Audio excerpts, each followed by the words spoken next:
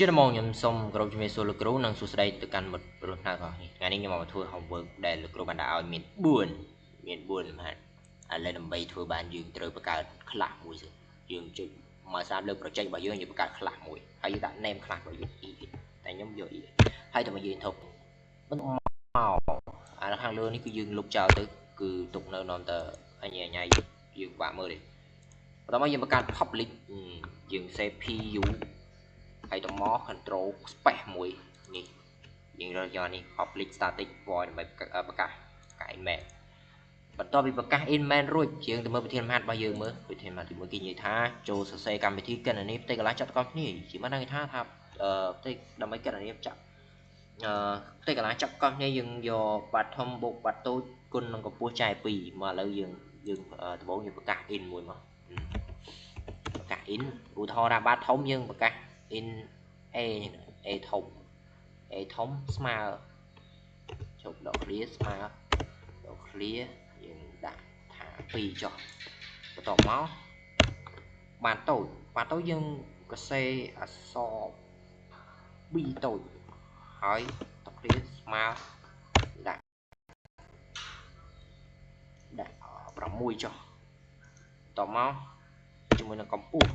ស់យើងតាំងនៅអក្សរ x យើងសេអក្សរ x ដក clear ស្មើកម្ពស់យើងដាក់2តមកយើងមានកលឹមដើម្បីបិទវាបន្ទាប់ពីបានហើយគឺយើងតាំងថាផ្ទៃកន្លាចុះផ្ទៃកន្លាយើងសេ a o e a តមកស្មើតែខាងមុខគឺយើងកុំភ្លេចដាក់ in មួយផងបើយើងភ្លេចគឺមិនកើតទេបន្ទាប់មកគឺវាបានដឹងថាផ្ទៃដើម្បីកាត់នេះផ្ទៃកន្លាចតកង់នេះគឺបាត់ធំបូកបាត់តូចអញ្ចឹងយើងសេដាក់មកចុះមួយសិនបាត់ធំយើងសេអក្សរ a បូកឲ្យនឹងបាត់តូច b របស់យើងគូនឹងឲ្យកម្ពស់យើងសេអក្សរ x ហើយចែកឲ្យនឹង2នេះគឺជាសញ្ញាចែកនៅក្នុងកម្មវិធី Java បាយទេអត់សាច់ចេញឥឡូវនេះវាមានអារម្មណ៍ថា error ឥឡូវវាគុណនេះជាសញ្ញាគុណតមកយើងដាក់ semicolon មួយsemicolon មួយតមកយើង system out យើងសរសេរ sy control space ហើយនេះខាងក្រោមនេះគឺជា system out កន្លែងនេះយើងសរសេរថាទីកន្លែងចាត់កំគ្នារបស់យើងគឺយើង a o e n បាយស្មើចឹងមកហើយតមកកន្លែងនេះយើងដាក់សញ្ញាបូកហើយ a o e a នេះប៉ុណ្ណេះកម្មវិធីរបស់យើងគឺរួចស្រេចតមកយើងរានវាមកចង់ដឹងថាយើងរានចេញអត់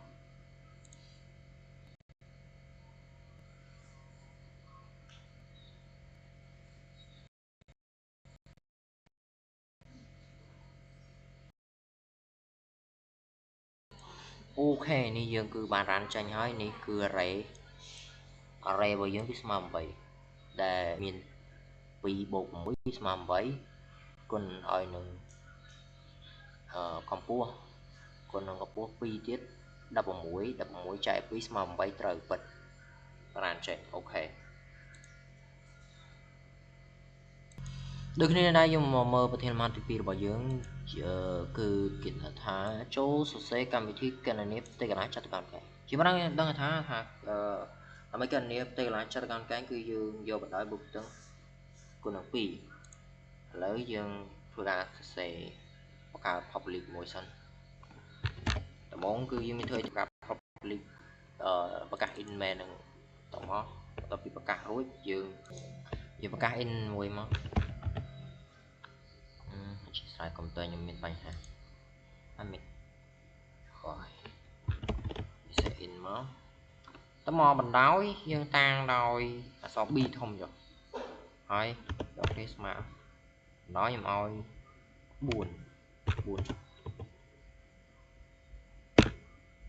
4ហើយនឹងតតឹងខ្ញុំតាំងដោយអក្សរ t ធំស្មើមកតតឹងស្មើនឹង2ចុះតមកយើងដាក់ semicolon មួយ trong một crom ní cứ dương tăng chụp tây cái lại chọn con cái dương tăng ở đây định một mắt dương in ire mà như bạn đang so với thà tây lại chọn con cái cứ do mình đói bộ cái tấn quân kỳ trắng lo vào nhóm mình xây con muốn chân dương xây phí con nâng ói bạn đói bao nhiêu cứ bi thống hay bột cho muối nắng tấn là bao nhiêu cái thì thật tới đại sinh là muối toàn máu cứ system out bao nhiêu chúng sẽ cần trên máu hay cần system out hay những sẽ còn nếu những sẽ là tha đây bao nhiêu smart đây bao nhiêu smart chúng nói đây là bao nhiêu smart một lại ní dưỡng đặt bột array làm bay oi về bậc cả trong lòi array đây kiện liền nè array cả ăn mùi sẵn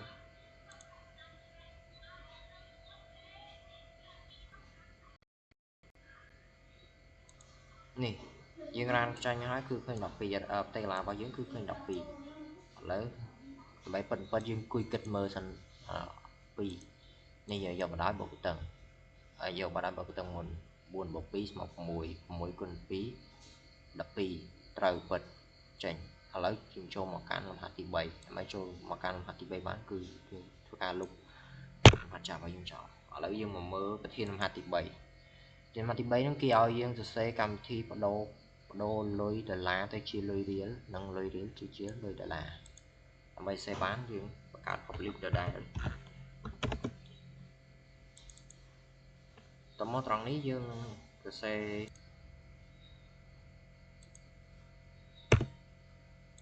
giờ cả import chào quá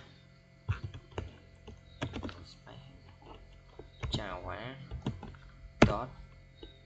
util dot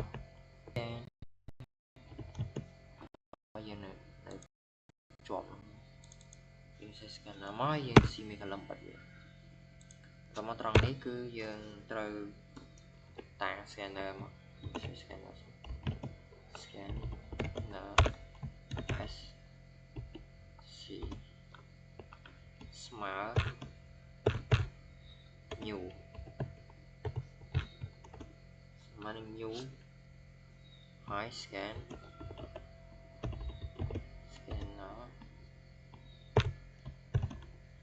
system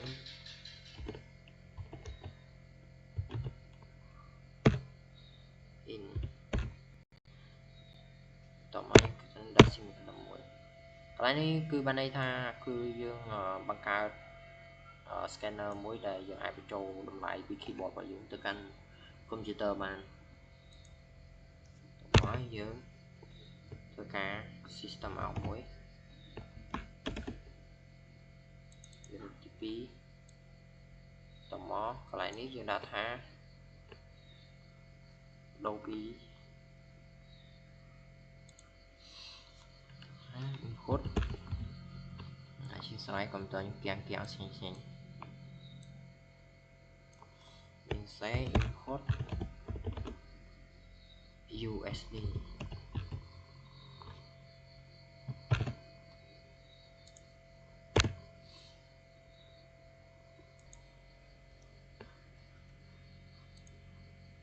ហើយនេះមកការសេតម៉លមួយ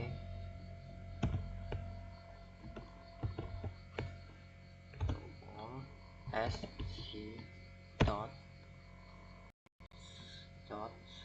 next d ធំទុកមកតពីសេទៅបត់ធំហើយយើងដាក់មកចុះយើងដាក់ semicolon ឡើងមួយកន្លែងនេះមិនបាន error ដោយសារកន្លែងនេះខ្ញុំគឺសរសេរខុសខ្ញុំคลิกតាមកន្លែងនេះខ្ញុំដាក់ថា USD ហើយតទៅពីយើងដាក់ USD ហើយយើងចុះមកក្រោមយើងទៅសេង KA stop KA smart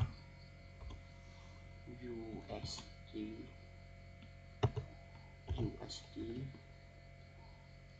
គុណឲ្យ4000រៀល4000បន្តមកយើងដាក់ស៊ីមក្លឹមដើម្បីបិទ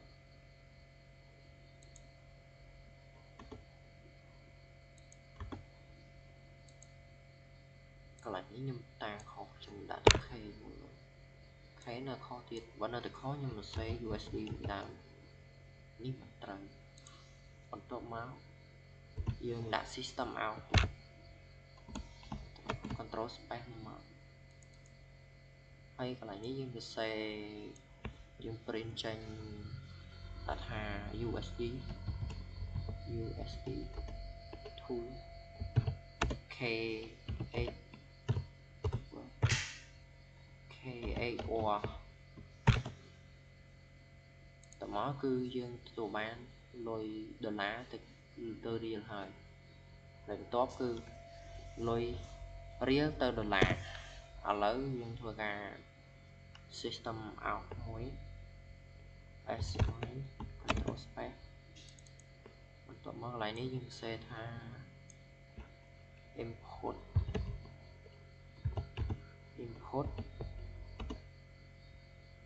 KHR real យើងសេ real សេ real មកសេ real លុយខ្មែររបស់យើងតមកកន្លែងនេះយើងដាក់ទៅបលដើម្បីឲ្យលេខហ្នឹងគឺវាអាចជាទស្សភាពចំណុចក្រោម 0.0 សេទៅបលហើយស្មើកន្លែងនេះយើងដាក់ KHR ស្មើ SC dot next ទៅបលទៅបលហើយយើងដាក់វងកញ្ចក់តមកស៊ីមីកលឹមដើម្បីបិទតមកយើងចុះមកក្រោមយើងដាក់ KHR ស្មើស្មើ U K R K H R ចែកឲ្យនឹង4000បន្ទាប់មកយើងស៊ីមីកលឹមដើម្បីបិទយើងចុះបន្តមកទៀតយើងដាក់ system out control space រួចហើយកន្លែងនេះយើងដាក់ថា KHR លុយរៀលរបស់យើង$2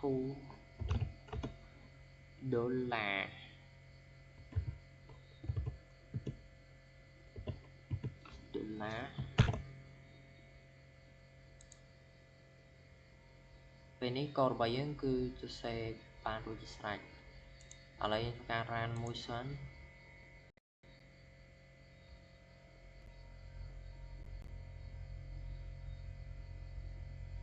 នេះយើងធ្វើការ input USD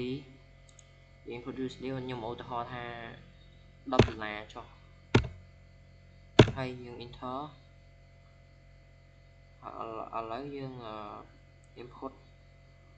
លុយរៀលរបស់យើងខ្ញុំដាក់ថា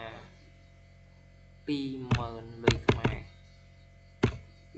របស់យើងមកហើយយើង enter បាច់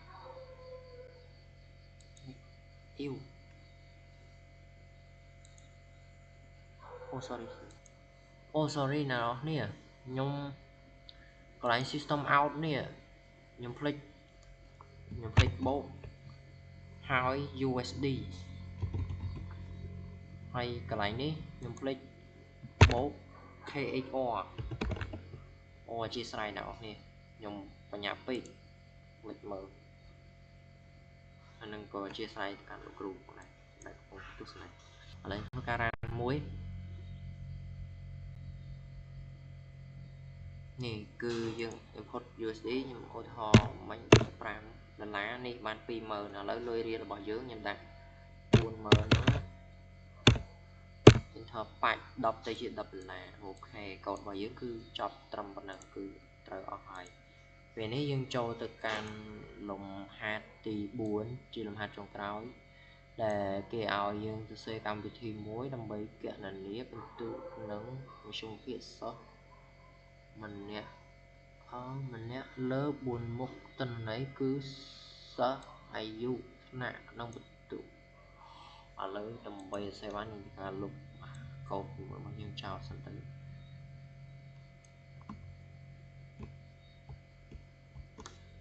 អូខេយើងលុបហើយកន្លែងនេះគឺយើងទុកសិនដើម្បីយើងមើលធានមាត់របស់យើងទាញធានមាត់របស់យើងដាក់ឲ្យចំកន្លែងនេះមកយើងស្នុកមើលតែរៀងតូចបន្តិចតែវាថ្មីទេយើងអាចមើលឃើញដើម្បីយើង Oh my god វាបាត់ចឹងមើលចាំសិនដំបូងគេឲ្យយើងimport name of student មានន័យថាឈ្មោះរបស់សិស្សហើយនឹងអាយុហើយនឹងថ្នាក់រៀនហើយtotal point of subject នេះខ្ញុំមិនដឹងន័យខ្មែរថាម៉េចទេខ្ញុំអធិស្ឋានមកខ្ញុំអត់សូវចេះអង់គ្លេសទេហើយ average ក៏ខ្ញុំមិនដឹងអីដែរឥឡូវខ្ញុំធ្វើការ save សិនដំបូងគេឲ្យយើង input មកឡើយខ្ញុំបង្កើត inmain មួយសិន public stop void កន្លែងនេះគេឲ្យយើង input ឈ្មោះសិស្សអញ្ចឹងយើងបង្កើតsystem out មួយមកគឺដាក់កន្លែងណា input student name input student name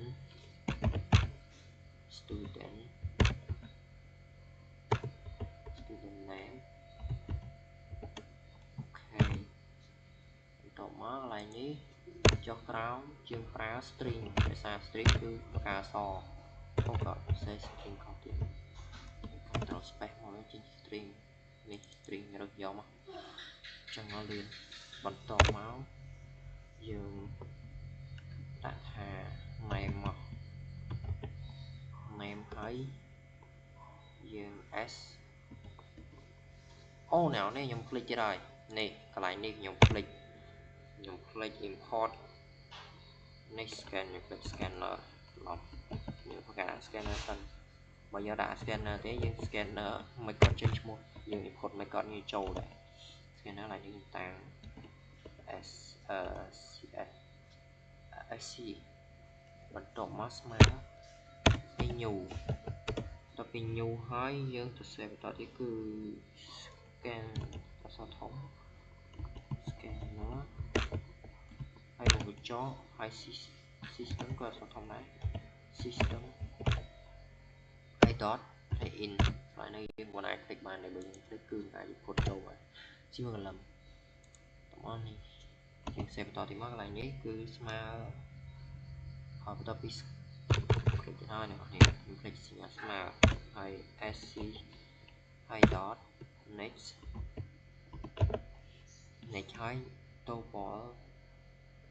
បលសេអក្សរធំទៀតតូបលហើយយើងដាក់មុំចកហើយស៊ីមកន្លំបិទវាកន្លែងនេះមិនបានខុសជប់ខ្ញុំសុំពេលមួយផ្លែដើម្បីមើល error បន្ទាប់ពីខ្ញុំបានមើល AI រួចហើយគឺខ្ញុំខុសកន្លែងនេះណ៎នេះខ្ញុំអធិស្ឋានបងកន្លែងហ្នឹងគឺយើងដាក់ line នៅអត់ត្រូវទៀតនេះទេមិនចេះ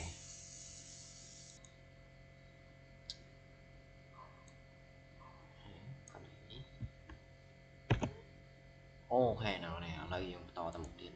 ឡូវយើងតពី import student name ហើយឥឡូវយើងមើលបន្តទៀតតាគឺអូខេអញ្ចឹងកន្លែងហ្នឹងគឺយើងដាក់ system system out មួយមកដើម្បីឲ្យគេ input អាយុរបស់សិស្ស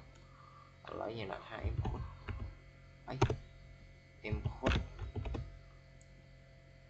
key này បន្តមកកន្លែងហ្នឹងគឺអាយុណាអាយុគឺជាតួលេខអញ្ចឹងយើងតាំងដោយរបបសិនយើងសេរបបវាមករបបហើយយើងដាក់ key មក key អូខេស្មើ sc sorry ខ្ញុំសេដល់គ្នា sc dot next កន្លែងហ្នឹងអាយុប្រកាសជាតបកន្លែងហ្នឹងខ្ញុំទៀតខុសទេតបអូខេតបហើយយើងដាក់វងកញ្ចក់ហើយយើងស៊ីមីកាឡុងដើម្បីបិទវាត្រឹមត្រូវហើយណានេះបន្តមកទៀតគឺយើងមើលបន្តមកទៀតគឺ class គឺបន្ទប់ណានេះគឺថ្នាក់រៀនអញ្ចឹងយើងដាក់ system out មួយទៀតមកយើង system out មួយទៀតហើយកន្លែងនេះយើងដាក់ថា input class input class អូខេបន្តមកចុះមកក្រោមកន្លែងនេះយើងប្រើ string ព្រោះអីយើង input class វាជាតួអក្សរបន្តមកយើងដាក់ថា class កន្លែងនេះយើងតាំងអីក៏បានដែរឆ្លាច់ទៅលើយើងអូតែខ្ញុំតាំង class កើតទេអូអត់កើតខ្ញុំតាំងដោយ C ចុះតាំង class នោះលោតអញញ៉ៃតមក class មក sc dot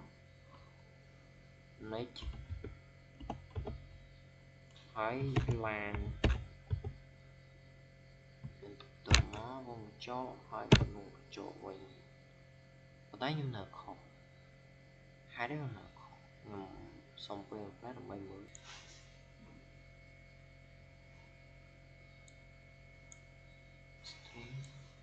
អូអ្នកខ្ញុំច្រឡំសនេះត្រូវអូខេ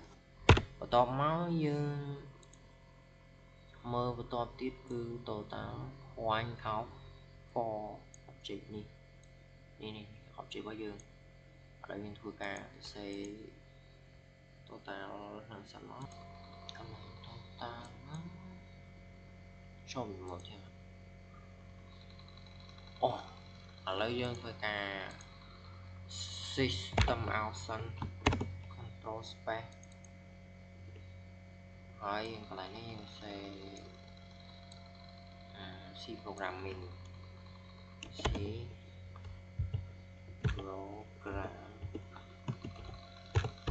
programming អូខេ C programming ហើយអីមកខតខុសមកអធិស្ឋានតមកយើងថែមនេះមួយឲ្យស្អាតមកកន្លែងនេះយើងដាក់តបដើម្បីយើងចូលកន្លែងតបមួយហើយអូអត់ទេកន្លែងនេះយើងដាក់ថាតាំងថា CP ចុះតាំងថា CP ស្មើហើយ SC dot next to ball ហើយវងកញ្ចក់តមកស៊ីមីកន្លឹមអូខេឥឡូវយើងអាចកន្លែងនេះយើងអាច input បន្ទុក C programming បន្ទាប់ពី input បន្ទុក C programming ហើយយើងមើលបន្តទៀតមាន English ឥឡូវកន្លែងនេះយើងដាក់ system out មកសរសេរ C ហើយ control space ហើយកន្លែងនេះយើងដាក់ថា input ដាក់ English មកយើងមិនដាក់ input អីទេដោយសារយើងសរសេររំយោដែរតោះឲ្យ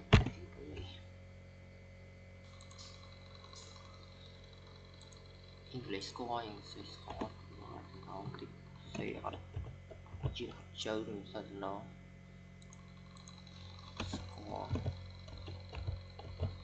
ok thoải mái chọc toán lại nếu như là đồ bò để tụ bó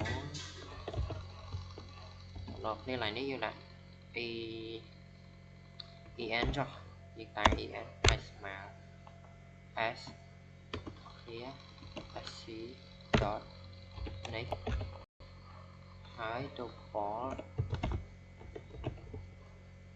មកមួយកញ្ចក់ហើយជាមីកន្លងបន្ទាប់ពីបន្ទុកអង់គ្លេសហើយយើងមើលបន្ទុកបន្តទៀតនោះគឺ math mathis អូកន្លែងនេះខ្ញុំអានមិនសូវច្បាស់ទេសូមអធិស្ឋានផងឥឡូវយើងដាក់ system out តមកដាក់ថា math ចេះmath ចេះmathis math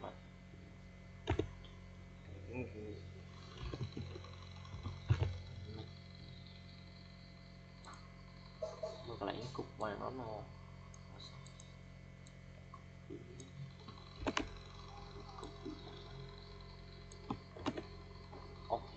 copy bản và tóm máy là score máu hỏi dương cho toàn về mùi dương thì sẽ tô bỏ đi mấy tóm lại nếu dương sẽ âm e cho hay mà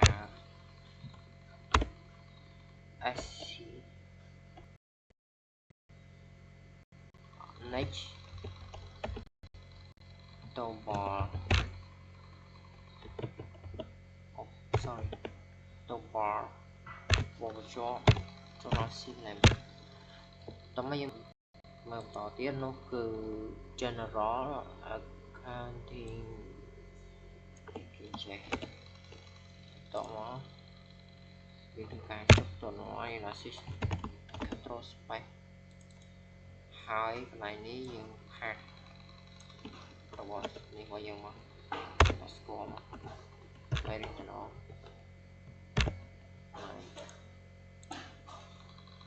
tỏ máy anh xe tỏ bỏ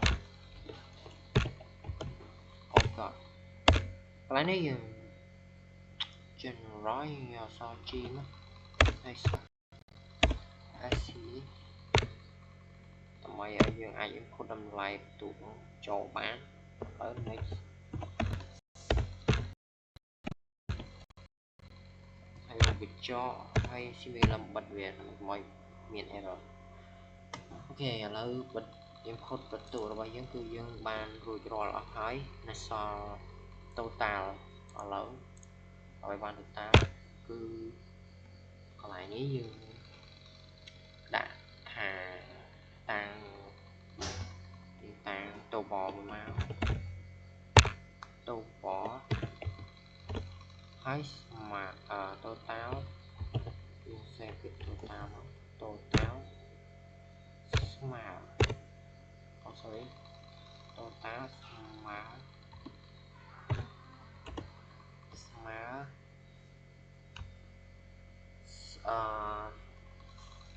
C S mà tô táo mà CP bộ áo en English bao giờ bộ áo sorry bộ áo âm e bao giờ mathematics dương hay bộ áo trí cứ tiếp tục general accounting ok nhưng ta bị bộ thấy đã semicolon xanh mắt làm bị bật phía hay đã system áo làm bay bật cản total đó chưa lưỡi nhưng system áo môi máu ở cái lại đi nhưng đã tha bánh tụ sờ rốc cái xài mà lại nhưng vậy cho mình xem ta nó quỷ số nhưng mờ sao nó ta tụ ấy score ấy mẹ all score score បន្ទាប់មកយើងកន្លែងនេះយើងដាក់បូកហើយយើងសេទុំតាវដើម្បីឲ្យបង្ហាញអ្វីដែលយើងបូកបន្ទុកស្រុបហ្នឹងណាស្រុបចុងនេះបន្ទាប់ពីហើយអស់ហើយយើងគិតទៅមើលលើកន្លែងនេះគេឲ្យយើង average មួយទៀត average ហ្នឹងគឺសំដៅលើមធ្យមភាពអញ្ចឹងកន្លែងហ្នឹងយើងតាំង double average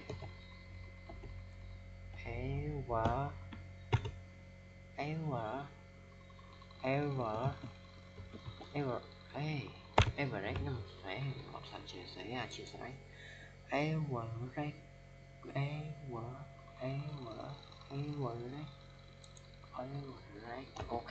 ở đây average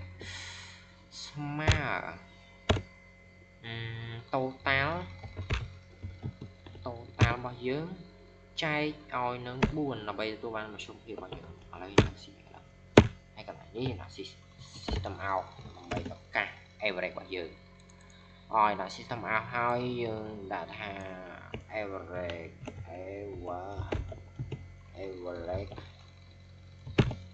ok cái lại như là bột máu gì nè sẽ average đầm bây giờ mà cắt average average này bài bạc average tao mò cứ câu bài dưỡng cứ rồi lấy phần nắng cứ lên garan môi dân bài mơ chung lòi mở áo khốt vào bài mở được mấy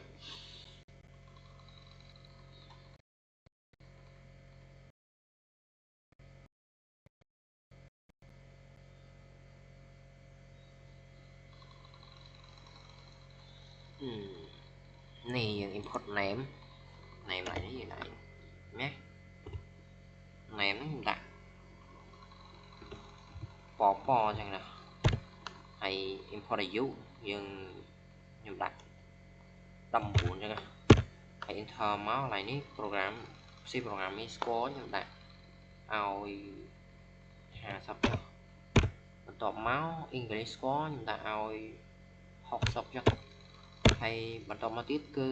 Mathematics score ខ្ញុំដាក់ឲ្យ65ចុះ45ហើយបន្តមកទៀតគឺ General score ខ្ញុំឲ្យ55ហើយ Enter មកមិនដល់យើងទទួលបាន all score របស់យើងគឺ210ហើយ average របស់យើងគឺមធ្យមភាពរបស់យើងគឺ 52.5ហើយវីដេអូរបស់ខ្ញុំក៏សូមចប់ត្រឹមនេះហើយក៏សូមអរគុណលោកគ្រូដែលបានទស្សនានិងអ្នកនរគ្នាដែលបានទស្សនាសូមអរគុណសូមគោរពជម្រាបលា